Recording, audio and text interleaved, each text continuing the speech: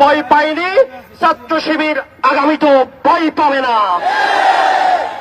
একই সাথে বর্তমান সময়ে বিএনপি এবং জামাত ইসলাম তাদেরকেও সতর্ক করছি, আপনারা কোন সন্ত্রাসী গ্রেফতার হওয়ার পরে যে সুপারিশ করেন, এই সুপারিশ বন্ধ করেন।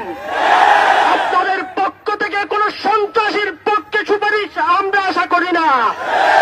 আমরা কোন ধরনের এরকম ভাবে নমনীয়তা প্রত্যাশা করি না।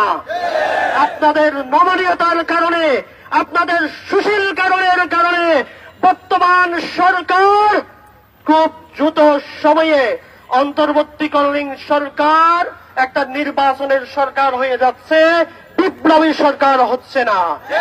আমরা আপনাদেরকে বিপ্লবী সরকার হিসেবে দেখতে চাই। আগামী দিনে ছাত্র শিবিরের ঘোষিত সকল কর্মসূচিতে আপনাদের অংশগ্রহণ প্রত্যাশা করে আমার বক্তব্য এখানে শেষ।